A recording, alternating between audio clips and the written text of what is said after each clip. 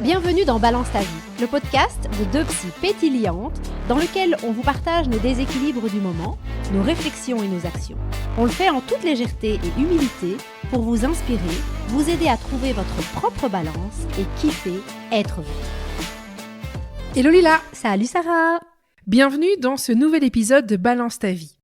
Aujourd'hui, nous allons plonger dans le monde des drivers, ces croyances profondément enracinées qui nous poussent à faire vite, faire plaisir, faire un effort, être parfait ou encore être fort. Est-ce que ça vous dit quelque chose? Qu'est-ce que ces drivers disent de nous? Comment affectent-ils notre équilibre de vie et que pouvons-nous faire pour les déconstruire ou tout le moins les dompter? C'est ce que nous allons explorer aujourd'hui ensemble.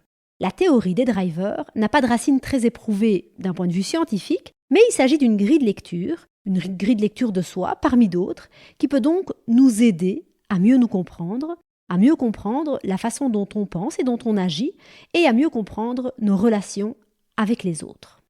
Plus concrètement, ces drivers, c'est quoi? Ce sont ces petites voix qu'on entend et qui nous conduisent à penser et agir d'une certaine façon. Oui, c'est voilà. Oui, c'est voilà, mais rassurons-nous tout de suite, ces voix-là, elles sont plutôt normales. Ces drivers, qu'on retrouve aussi sous le nom de messages contraignants ou de petites voix du passé, ont été théorisés par Tybee Keller. Non, c'est un américain, un psychologue américain, donc tu dois dire Tybee Keller. Tybee Keller. Perfect. Keller. Dans les années 70 donc. Dans le cadre de ses études, il a observé un ensemble de patients et leur comportement dans diverses situations. Les travaux qu'il a effectués sur base de ces observations l'ont conduit justement à mettre en évidence 5 groupes de comportements qu'il a nommés « le soi parfait »,« fais des efforts »,« sois fort »,« fais plaisir » et « dépêche-toi ». Il s'agit donc de messages internes que l'on vit à l'intérieur de nous, dans notre tête. On pourrait même parler de slogans internes qui ont été conditionnés, je vous le donne en mille, essentiellement pendant notre enfance. On a reçu, de la part de nos parents, de la société ou d'autres figures d'autorité comme nos professeurs, les frères, les sœurs, les oncles, les tantes, les grands-parents, etc., un ensemble de messages, des expressions toutes faites ou encore des injonctions auxquelles répondre était gage de reconnaissance parce qu'on faisait ce qui était attendu, de valorisation et d'expression chez l'autre de joie et d'amour. En voici quelques-uns qui pourraient vous parler. Je commence par « fais plaisir à maman ». Sois gentil avec ton frère. C'est bien, mais t'aurais pu faire un peu mieux. Ce qui ne nous tue pas nous rend plus forts. Arrête de pleurer. À vaincre sans effort, on triomphe sans gloire. Celui-là, il me parle d'amour, je me trompe du coup. À vaincre sans effort, on triomphe sans gloire. Ou encore, arrête de traîner.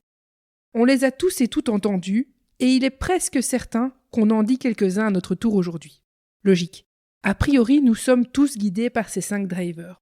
En français, on pourrait parler plutôt de conducteur, parce que ça nous mène vers. Et donc on est conditionné par ces drivers, mais chacun a des degrés plus ou moins différents. Ça va dépendre de ce qu'on a entendu quand on était petit et de la manière dont on l'a interprété. Oui, et intégré. Alors vous avez peut-être déjà une petite idée de votre ou de vos drivers principaux, et si vous voulez affiner cette idée ou vous en construire une, on a mis en note d'épisode un questionnaire, et il y en a plein d'autres gratuitement disponibles sur le net. Alors ces messages peuvent être positifs, source de motivation, mais poussés dans des extrêmes ou encore en situation de stress, ils peuvent devenir toxiques. Surtout s'ils nous poussent à des comportements qui nous coincent nous-mêmes, que l'on subit ou qui ne nous permettent pas d'atteindre nos objectifs, qu'ils soient des objectifs relationnels, personnels ou professionnels. Il est donc utile d'apprendre à les identifier et à les admettre. Cela nous permet de mieux s'en émanciper par la suite.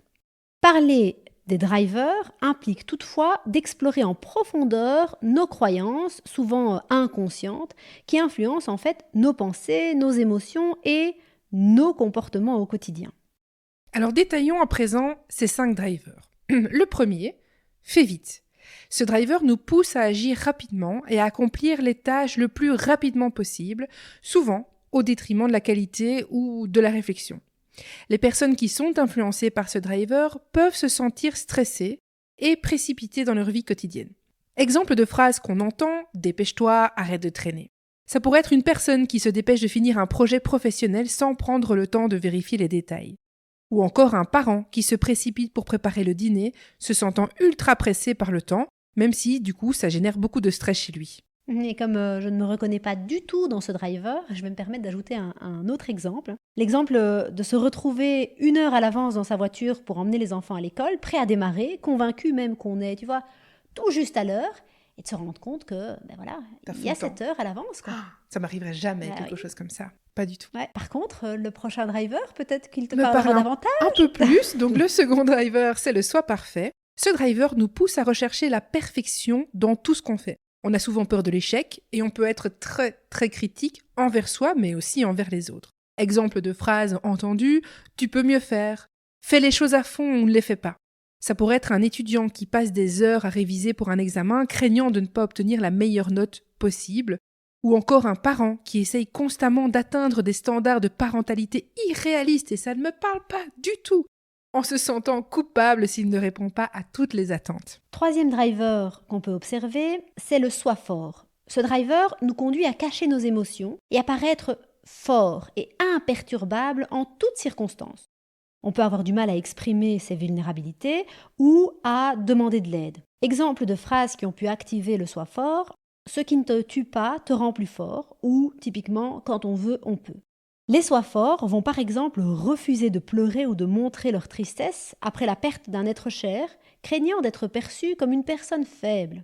Elles vont encore se forcer à sourire et à faire bonne figure au travail, même lorsqu'elles se sentent dépassées ou stressées. Quatrième driver, fait des efforts. Ce driver, il incite à croire que le succès et la réalisation de ses objectifs dépendent uniquement de sa capacité à travailler dur et à faire des efforts qui sont constants. On peut ressentir une pression constante à faire des efforts, mettre de l'énergie dans tous les domaines, tous les aspects de sa vie, ce qui peut nous conduire à une surcharge de travail, à du stress et à de l'épuisement. Exemple de phrases qui ont pu activer un fait des efforts: on n'a rien sans rien, ou tu ne t'investis pas assez, ou encore les efforts, ça paye. Quelqu'un qui a un driver fait des efforts, il va s'efforcer de grimper dans l'échelle de sa carrière en travaillant de longues heures et en prenant sur son temps personnel, convaincu que le seul moyen d'atteindre le succès, c'est justement de travailler de manière dure, de manière folle. C'est le seul moyen qu'il envisage. C'est celui d'avoir du mal. Deuxième exemple, c'est celui d'être insatisfait de l'atteinte d'un objectif parce que justement on va le considérer comme trop facile. On va l'amoindrir, on va le minimiser. Tout le monde aurait pu le faire. Et enfin, cinquième et dernier driver, le fait plaisir. Ce driver, il pousse à sacrifier ses propres besoins et désirs pour satisfaire ceux des autres. On peut avoir du mal à établir des limites saines et à prendre soin de soi du coup. Exemple de phrase, tu ferais bien ça pour me faire plaisir, ou tu me fais de la peine, ou encore ne sois pas égoïste. Il s'agira peut-être alors d'accepter toujours les demandes des autres, même si ça signifie négliger ses propres besoins et souhaits, ou encore se surcharger de responsabilités familiales en sacrifiant son temps libre et son bien-être pour celui de ses enfants et de son conjoint. Les drivers peuvent se manifester différemment selon la sphère de notre vie. Un soi fort pourrait par exemple être plus contraignant dans la sphère professionnelle que privée, ou l'inverse, ou identiquement dans les deux par ailleurs. Ils peuvent aussi s'exprimer différemment selon les personnes. Un soi parfait peut conduire certaines personnes à être beaucoup dans le détail, très minutieux, là où d'autres, inversement, par leur soi parfait, veulent respecter les délais et être exaspérés qu'un autre ne tienne pas justement les délais souhaités. Oui. Bien que les drivers soient souvent perçus comme ayant des effets négatifs sur notre bien-être, agissant au-delà de nous et parfois contre nous, c'est important de reconnaître qu'ils ont des aspects positifs. En fait, il faut savoir qu'à la base, ce sont des éléments qui nous ont permis de nous adapter à l'environnement dans lequel on a grandi. Les drivers peuvent nous motiver à travailler dur et à persévérer dans la réalisation de nos objectifs, par exemple. C'est le cas pour un fait des efforts. Ça peut aussi nous aider à développer et à améliorer nos compétences dans différents domaines. Ce sera le cas pour le fait des efforts, mais aussi pour le soi parfait. Ça peut nous aider à développer une plus grande résilience et une capacité à surmonter les difficultés. Ce sera typiquement le cas du soi fort. Ou encore, ça peut nous aider à renforcer notre sens du devoir et de la responsabilité envers les autres, typiquement pour le fait plaisir. En reconnaissant les aspects justement positifs des drivers, nous pouvons apprendre à les utiliser de manière juste et constructive. Et si ça vous dit d'entamer une sorte de déconditionnement, de faire un travail de conscientisation quelque part de ces drivers, de leurs atouts, mais aussi de leurs freins pour vous, eh bien je vous invite à faire un petit exercice. D'abord, pour chacun de vos drivers dominants que vous aurez identifiés probablement en faisant le questionnaire ou parce que vous les connaissez déjà bien, eh bien, identifiez leurs 3 points forts et les avantages concrets qu'ils vous apportent. Ça va nous permettre quelque part d'en voir l'utilité et de continuer à en faire une force. Par exemple, mon driver soit parfait, eh bien, il me permet de fournir, la plupart du temps, un travail précis et qualitatif qui sera fouillé et à valeur ajoutée.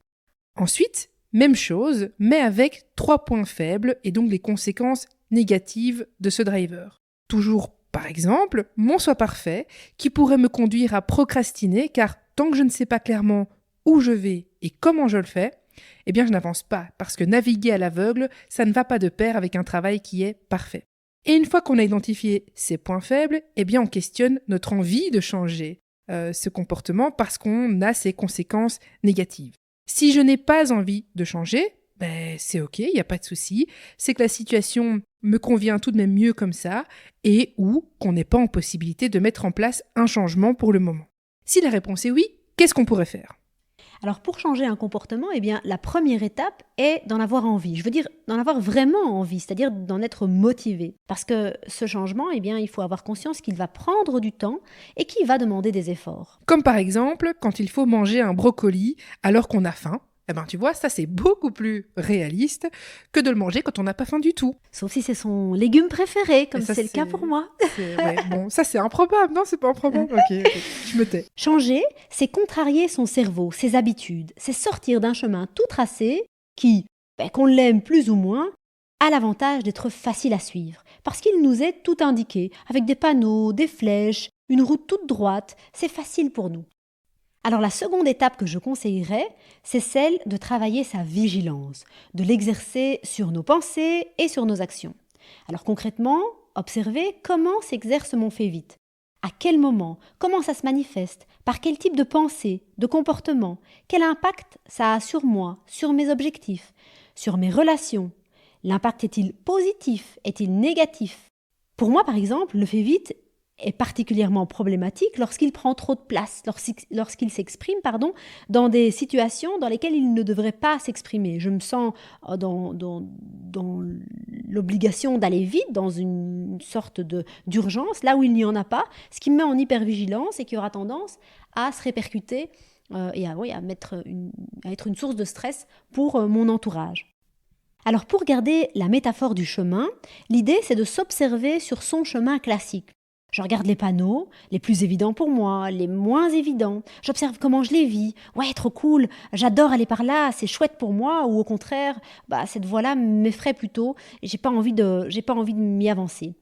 Et je peux aussi observer comment j'agis.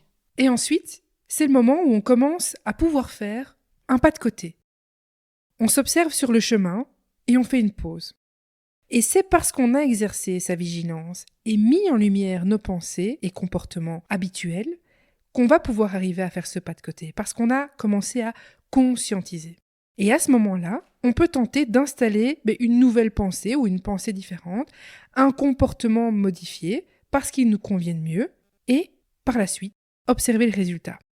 C'est un peu comme quand je commence à ne plus relire 2 fois mes rapports et que je prends le risque de l'envoyer alors qu'il n'est pas parfait et qu'il risque d'y avoir des fautes de frappe, des fautes d'orthographe. Et qu'en fait, tout s'est bien passé, j'ai même eu du feedback positif. Les quelques coquilles qui sont forcément restées, en fait, vous savez quoi? Elles n'ont pas fait de moi une mauvaise professionnelle, mais en fait simplement quelqu'un d'humain. Et en plus, ça m'a permis de rendre mon rapport dans les temps, ce qui n'est pas négligeable. Le fait vite qui est en moi te remercie. J'ai failli dire Lila m'en remercierait. Et ça, je le fais. Encore et encore, dans une situation plus facile, puis dans une autre peut-être moins facile. À chaque fois, en tout cas, que la situation me le permet, j'essaye d'instaurer donc une autre manière de faire, pour autant que le contexte me soit favorable, que mon état intérieur le soit aussi, mon moral, mon énergie. En fait, doucement, mais sûrement, je me reprogramme. Je crée doucement un nouveau pilote automatique qui me convient mieux, puisque quelque part, je l'aurais choisi. Tout à fait. En fin de compte, L'objectif n'est pas de renier nos drivers, vous l'aurez compris, mais plutôt de les dompter de manière constructive pour nous. Reconnaître leur aspect positif tout en apprenant à gérer leurs manifestations excessives ou nocives pour nous. Et cela va nous permettre de naviguer avec plus de souplesse dans la vie et dans nos relations aux autres. En entamant ou en poursuivant ce processus d'introspection et de transformation, nous nous offrons la possibilité de réécrire notre propre script, d'une manière en fait qui nous reflète véritablement, qui reflète nos aspirations et nos valeurs les plus profondes. Et ça, Lila, c'est tout bon. Je le pense aussi. Allez, à bientôt Sarah. Salut. Salut. Merci d'avoir écouté cet épisode.